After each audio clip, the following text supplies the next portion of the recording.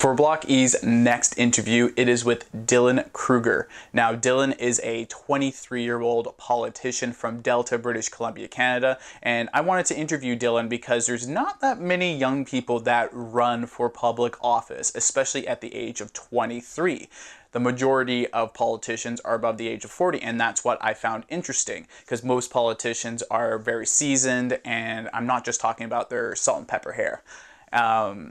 But yeah, I wanted to see his perspective and how he would mitigate change from the inside and give a voice to those that are under the age of 40 in the city of Delta. And Dylan and I go back a few years as well. We both went to the same high school together and did several plays. That's how we got to know each other. And my favorite part of this interview is when Dylan said it in his own way that you have to give value in order to receive the value yourself. And that's when he found his passion for politics, and he gave up his own time to work for free. He volunteered on a whole bunch of different political campaigns federally and provincially, and that's how he got his start in politics. He worked for free, and word of mouth went around about how good this kid was, and then he ended up getting hired to work on a variety of different political campaigns. So that just goes to show you that giving value first, you need to have the mindset to give value first in order to receive that value later on, okay? So that's the sacrifice that Dylan made, and what a lot of different people, when they start business or they're starting entrepreneurship, they give value first. You think of giving value first to what you want to do before you take anything from it. So without further ado, here's my interview with Dylan Kruger. You're listening to the Block E podcast. My name is Dylan Kruger, and I'm running for Delta Council with a team called Achieving for Delta. I'm born and raised in Delta. I grew up in Ladner. I live in Tawasin now with my fiance. We're getting married in about 3 weeks in Delta, which is very exciting. And yeah, running for council because I think we need to get some representation from the next generation of leaders, not just in Delta, but across the Lower Mainland. So I'm happy to be bringing some issues that are relevant to young families to the table. So what brought your start in politics then? Always been a bit of a politics nerd. People who know me can attest to that. When I was 9 years old, I had a political birthday party. I made my family and friends come and vote in a fake election. Wait, you had a pretend political? How old were you? I was 9. 9 years old and had a pretend. Yes, I did. Pretend political birthday party. That's quite something. And I tried to make it very serious. I had the real candidates and the real names and the real ballots. And I got so mad at my family because they kept spoiling the ballots and voting for me, which was not what they were supposed to do. So they ruined the whole thing. I hope the voter turnout was 100% for it. Yeah, we had very high voter turnout. I was very proud of that. But. So I have a long history of being a nerd about it. I went to school for it. I've worked with both the provincial and the federal government. So it's something I've always wanted to do to bring my voice. And it's a neat avenue to actually, everybody wants to go to work and feel like they're making a difference. And it's a neat avenue to actually affect change or try to affect change. Would there be a political figure in your mind today that you admire or resemble yourself after?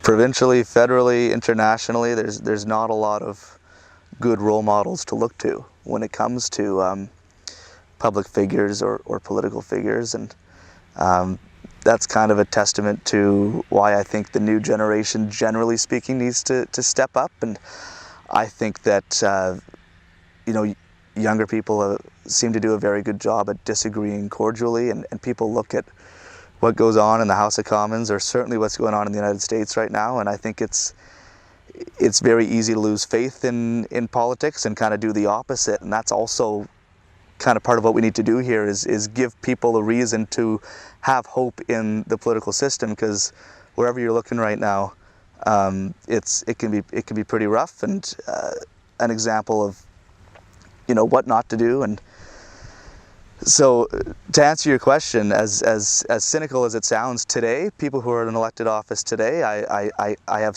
trouble reaching for someone to really aspire to. There are some great, I think, younger people that are bringing messages forward that I can model after. Certainly I think of Hector Bremner, who's running for mayor in Vancouver, who's talking about a lot of the same things I am about keeping young families here and fixing the housing mess that we're in. I can think of other people like that who are trying to to get in, but I think we need to give people a reason to hope for, a reason to be optimistic about the future, because we're in a bit of a mess right now. Is there someone in the past then that you have in mind that you look up to? Yeah, I came to age politically in the era of Stephen Harper, which again for some people is a swear word, but for me, he was the only prime minister I ever really knew. In fact, one of my first memories of politics was going to BC Place when Paul Martin was prime minister, and by the end he was not very popular. And it was the Grey Cup, and he was the last prime minister ever to do the coin toss in a Grey Cup, and you had 60,000 people get up and boo him off the stage in the very end. So for me, when I started paying attention, at least in the young years, he was kind of the savior of. There have been kind of years of corruption and cynicism, a lot of what we're seeing now, and he brought in a new era of, like, he was the one who cleaned things up when it came to campaign donations, and he banned corporate union donations, and he brought that kind of level of contempt up. But he was also an example of, so often politics isn't sexy, and it's not a lot of the House of Cards stuff that you see online, or it shouldn't be what you're seeing in America right now. And he was an example of strong, stable, and sometimes boring leadership.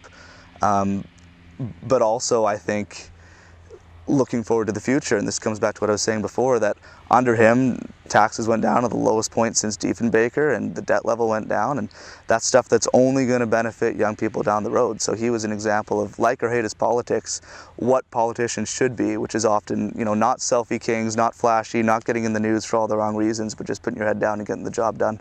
What would kind of be the directional route of being someone that is young like yourself, because you're 23, and how did you get involved with politics at such an early age? Because a lot of the times I'll look and I'll watch politics on TV, and it's all people with gray hair on there, and or people that have done something for X amount of years and they just end up falling into politics later on. So why did you want to get started at such a young age? Yeah, it's a passion, and I think it's rooted in, I remember when I was really young, I'd watch the election results with my parents, and when you're a kid, it's kind of like a sports game. You're cheering for your team, you want your guys to win, you don't want the other guys to win, you don't really know why, right? And then you get older and you learn that, you can, a policy can actually result in very good things or very bad things for a family, and so in terms of how I actually got involved, I just started volunteering. I showed up at a campaign office one day and said, hey, how can I help? And you meet people through that, and then they ask you to volunteer other places, and then somebody offers you a job, and then before you know it, I'm sitting in a room with George Harvey, our mayoral candidate here in Delta, who says, hey, we'd love to bring your voice to the table. Do you want to run with us? So it's a mix of, you gotta be really passionate, a little bit lucky, gotta be in the right place at the right time. But as you said, how many rooms have you been in? How many times have you watched it on TV where it's a bunch of 70-year-old white guys with gray hair? And how nice would it be to bring a younger perspective to the table? Because when you're governing, you're not just governing for one demographic, you're governing for the entire country, right? Was there a moment where you're like, hey, this would be really cool to do? I won a writing contest. I got to go to Ottawa as a 8 or 9-year-old and meet my local MP, John Cummins, who was the MP in Delta for years, and you got to, did the whole tour of the Parliament buildings. You got to sit in the office. He let you sit in the chair. You got to watch question period, and it was just the coolest thing. This was like going to an NFL game for most people, but I was weird that way. And it was. How do you describe it? You're in this big, massive building. It's like Hogwarts Castle, but it's the House of Commons, and you get all these people who are shouting at each other back and forth. But in the midst of all that, you're governing, one of the largest countries in the world geographically, and it's all happening there in one space. And just the whole environment, it was just a bit of a. You kind of get the bug, I guess, and I'm a weird one that way, but it was just being there in the culture, and like I'd love to do this. So what would you say would be the biggest issue facing Delta right now that you think that, hey, we can kind of help solve it, or help like businesses or something like that be able to solve what core issue do you feel that needs to be addressed? I might sound like a bit of a broken record, but it really is keeping young families and businesses in our community. We've already seen, certainly in South Delta over the last couple of years, we had Delta Manor closed down, and people are getting older and becoming empty nesters, but they're not moving out of their homes, and their kids are moving out of Delta. And we're seeing the sizes of our elementary schools shrink. We're not seeing as many kids out, playing road hockey on the street. And so we have to make a choice together as a city, as a community. What do we want to look like? Do we want to be a retirement community, or do we want to be what we've always been, which is a place for young families to get their start? And if we do, then we got to make some pretty tough and bold choices when it comes to putting in the right type of housing opportunities for young families. I'm never going to be, and people in my age group, we're not going to buy the single detached homes with the white picket fences and the big backyards. The biggest need right now in Delta is for more townhomes in our kind of central areas, townhomes and maybe some smaller condo buildings in the Ladner Village area and in Tawasin Town Centre and up and down Scott Road. Which isn't always, change is not always an easy thing to do, and I don't think anybody's talking about building high rises in what is still at its core a farming community, but we gotta make some choices, and it's not about bringing other people in, it's about keeping the population that we have, and I think we're at a real crossroads there.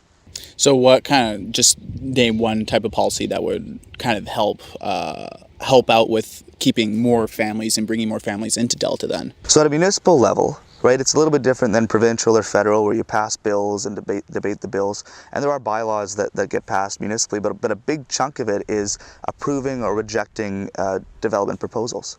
And too often I think we've looked away from or have zoned areas in a certain way based on preserving the single detached home feel, which is important, and I think that one of the beautiful things about Ladner and Tawasin especially is that small town feel. But again, it's looking at some of our main street areas as to how we zone them and how we make our community plan going down, so that we have, even things in walking distance. Like, again, people, if you're living in the town centers, you're not necessarily driving, you can walk to the stores. So it's the entire framework of how you build the community plan and how the city grows into the future. We also need to do a better job of advocating with Metro Vancouver when it comes to Delta getting its fair share on things like public transit. If you take the Canada Line or the SkyTrain and you look at the transit map of the region, Delta's often where they put the index on the map. So we need to quite literally get Delta on the map when it comes to getting some public transit options too. What's the big thing that Delta needs most right now? Delta needs a bridge. This is the biggest transportation corridor in Western Canada right here. We got Delta Port, we have BC Ferries, we have the US border, we have folks going into Vancouver and coming out every single day. The economy is moving and it is stalling. This is the biggest bottleneck in all of British Columbia right here. There was a replacement project on the way. $100 million has been spent on the project. 600,000 tons of sand are right now sitting on Highway 99. In fact, there's weeds growing in the sand because that was the preload that was supposed to be cleared out of here a long time ago. Equipment's sitting idle. This project's been stalled. There's no line item in the provincial budget for it. We're not going to get it because, frankly, I mean, look at a map. It's a cynical thing, but there's no votes for them here. But there are, the Patella replacement's going through, and other projects are going through, which is great. But this is a huge issue in our community. We're completely landlocked as a result, and we need a bridge. We need to keep fighting for that bridge. Being your age, being 23, what's some of the struggles that you're facing being so young and going into politics? Yeah, well, the big thing is, people say experience. Well, certainly, you need to get a little bit more life experience before you go into it.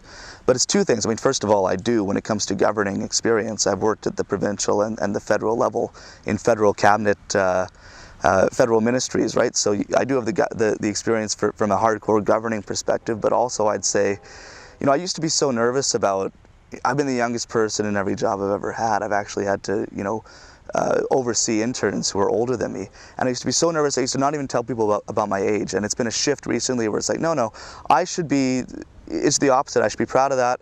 I should be judged by, not by the number on my birth certificate, but by the ideas I'm bringing forward. But it's the same thing. It's, you want people in all walks of life, especially on your city councils, because the challenges of somebody in their 20s or 30s just starting out with a family are very different than people in mid-career or retirees, and you want to bring those perspectives to the table so that when you're making decisions, you can make it from the most well-rounded perspective of what's best for everybody, not just one specific group. In your opinion, why are young people kind of disenfranchised with voting? Because when I'm looking at statistics through either Canadian government statistics or even like BC government statistics, young people under the age of 35, that demographic, there's well under a 50% voter turnout.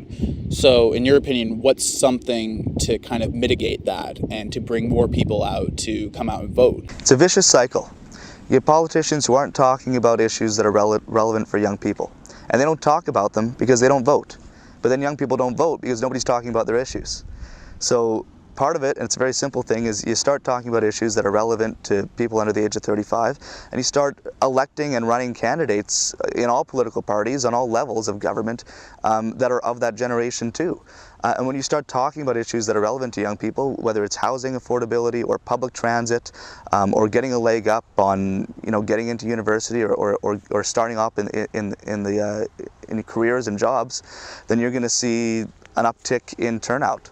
One of the biggest stories of the 2015 election was just that, and like him or hate him, but in 2015 Justin Trudeau talked about youth issues, catered to millennials and people under the age of 35, and they came out to vote for them. But then you saw in the last provincial election, neither party talked about it, and that vote just disappeared. So you gotta run younger candidates, and you gotta talk about issues that are relevant to young families. Justin Trudeau. I'm totally ruining the whole rapid fire concept for you, I'm sorry. The whole nature of my profession is that I gotta be careful about what I say about these things. You can be pass. Pass. West Side Story. Jets and Sharks. Vancouver College. Best high school in British Columbia. Good football team. And last one. Not enough girls. Last one is John Horgan. Socialist. Need to build the bridge. Tell me about your favorite animal and why it's your favorite animal. Oh, there's an interesting one. If I was to be super Canadian and pandering, I'd talk about the beaver, but I'm not going to do that. I always said lion. I think it's because I have an unapologetic love for The Lion King. I think it's the greatest movie of all time.